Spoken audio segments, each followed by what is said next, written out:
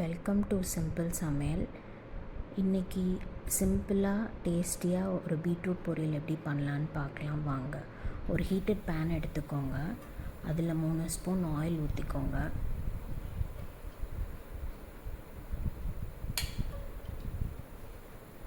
Oil நல்லா காஞ்சப்புறம் 1/2 spoon கடுகு போட்டுக்கோங்க.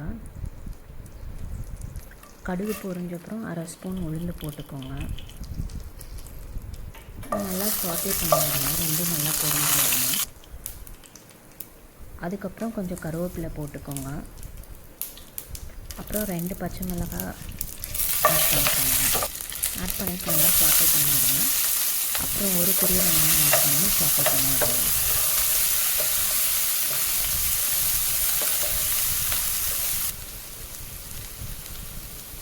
அப்புறம் 3 பீட்ரூட் ஆட் பண்ணிக்கோங்க. 500 கிராம் கிட்ட வரும்.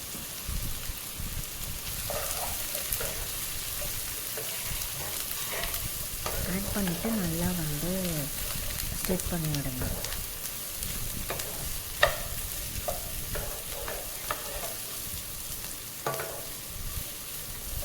அப்புறம் ஈவனாக அதை பரப்பி விடுங்க. அப்போ தான் ஒரே மாதிரி குக் ஆகும். 1/2 ஸ்பூன் சால்ட் ஆட் பண்ணிக்கோங்க.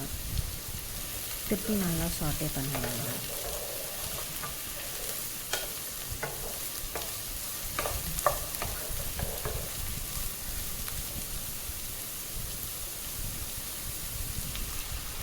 ஒரு 2 நிமிஷத்துக்கு அப்புறம் ஒரு கிளாஸ் தண்ணி ஊற்றிக்கோங்க.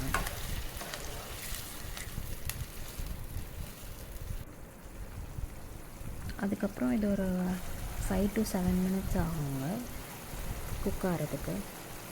நீங்கள் லிட்டு வச்சு க்ளோஸ் பண்ணனாலும் க்ளோஸ் பண்ணிக்கலாம். க்ளோஸ் பண்ணால் இன்னும் கொஞ்சம் வேகமாக ஆகும். இது அப்படியே நீங்கள் ரைஸில் கூட போட்டு சாப்பிட்லாம், ரொம்ப நல்லாயிருக்கும்.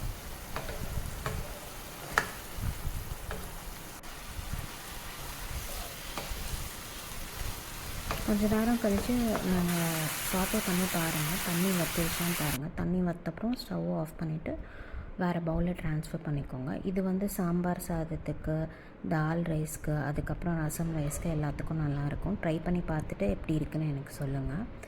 தேங்க்ஸ் ஃபார் வாட்சிங். இன்னொரு சிம்பிள் சமையலோடு உங்களை மீட் பண்ணுறேன்.